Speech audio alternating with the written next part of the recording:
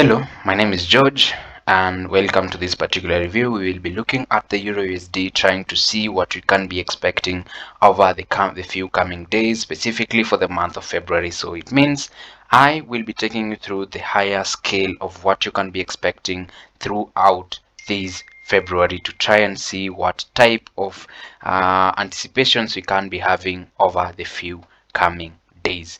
Welcome to my channel. If you are new here, consider subscribing to my YouTube channel so that you do not miss on any video I post. I also come live every Sunday, Saturday, as well as Tuesday and Thursday to do some market analysis with you guys. So consider subscribing and don't forget to hit the like button. So onto it. So USD has been bearish over this month. The better part of this month, we've been bearish and bullish at the same time. So we've had a balance between the buyers and the sellers, and of course people have had mixed reactions, and everyone has their own reasons and anticipations for this coming February.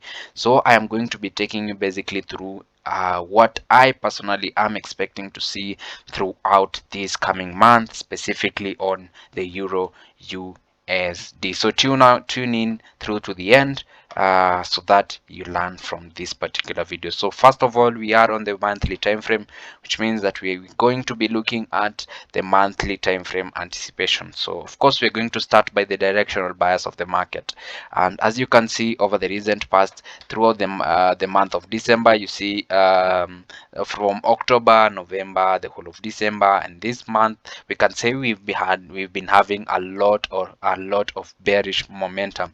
And I was checking out through my chart and I spotted that we had this fair value gap right about here, that price might have been pushing out lower to come and fill before maybe we continue pushing higher. And of course, price has had an internal market structure shift around here on the daily time frame, which means that now we can be looking to take out to look for more buys, for more sales, sorry. So it is a mixed reaction, which also leaves us with this bullish candle here, which is our last bullish candlestick, which most of us would of course mark as a supply zone, which it is. So I don't know, I'm not sure what are you think, what are you thinking from what we have already talked about. We have this fair value gap right here that could push prices higher, and we had a market structure shift here, which means that we might be pushing lower, and we also have this particular supply here that we might see price get attracted to take more sell orders. So what are you thinking? You can let me know down in the comments. So of course, for me, I am thinking I'm expecting, I'm anticipating to see some bullish momentum from the market as a result of the reaction from this particular fair value gap to push prices higher for this coming month, because of course we have left two inefficiencies. We have actually left this inefficiency right here, and we've also left an inefficiency right here that we might see price getting or pushing higher to fill, and then maybe before if we continue with the bearish momentum if we have to. So for now, I am anticipating, or I'm looking out to see price take out or push out of this particular demand zone higher to take out the sells. But then again, I want you to also consider that the kind of candle we're having currently is an indecision candle that shows that the both buyers and sellers in the market are quite balanced, because see the kind of push, the kind of momentum the sellers had, and the buyers pushed it back up, and they also had some momentum to the upside, and the sellers pushed it back down to an indecision, to a zone that we can clearly see that there's indecision in the market.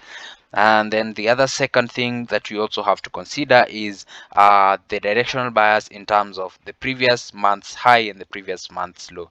So that was the previous month's high, and then this was the previous month's low.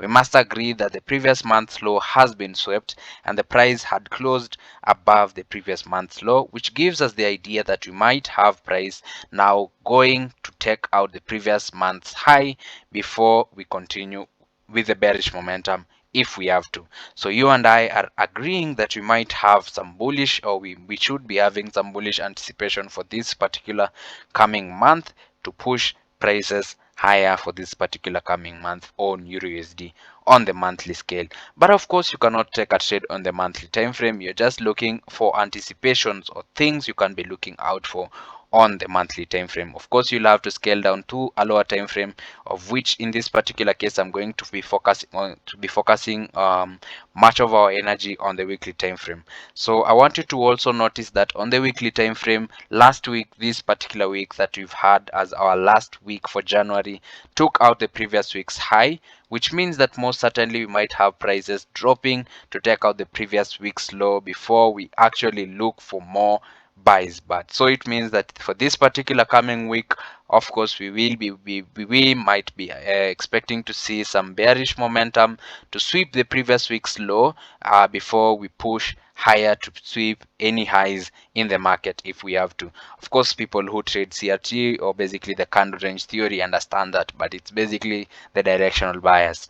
So we swept the previous week's high, most certainly we're sweeping the previous week's low, because anytime in the market, or most times in the market, once we sweep a high, we most certainly might sweep a low. So on the weekly time frame, I am still positive that we might drop to pick more buys after we sweep the sell side liquidity that had been left for by this bullish candle for the other week after price had swept the previous week's high.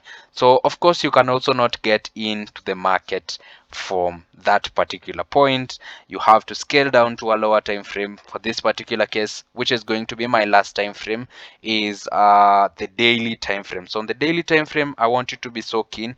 Allow me to delete the drawings that you already have. So the daily time frame, I want you to be so keen and realize that this is our last structural low for this particular market, which means that this is our last structural high for this particular market. And if that is our last structural high, it means that now once price closed above here, we had an internal change of character or a market structure shift, which means that prices had now shifted and we are now bullish in this particular case. So most certainly on the daily time frame, I will be looking to take more buys from this particular demand zone that I have marked for you right there to push prices higher and higher. So this might be an opportunity to take a swing buy in the market, because we are also anticipating to see prices push higher and higher to take out the previous month's high. So that is the kind of those are the anticipations I'm looking out for this particular coming month. I'll be looking to see price, of course, take out this high, which is the previous month's high, because this candle had closed above the low. So of course then I will scale down to the lower time frames and set that as my target for that. But this is a swing perspective of the market. Of course, you'll be expecting prices to take some time before we actually activate the order, and then take in a longer time or a longer period of time before we get to that particular point or to that particular target that we will be expecting for this particular market. So that is what I'm expecting on EUR/USD. I don't want to have a long video, because of course the longer the video, the more boring it is, because most certainly you might not watch the whole video. So I will leave at that. In case you have any question, you can be sure to drop it in the comment section. I will go through it, or I will check the questions, and I will be answering any question that you might have on EUR/USD. For now, that is where I will stop from. If you've not subscribed to my YouTube channel, I would really appreciate if you did, to help us grow this community, for us to learn together and grow together. Okay, you can also consider giving this video a thumbs up and maybe a share. I would really appreciate. But for now, let's close it from that. At that, this has been George FX Mastery. See you on my next video. Peace.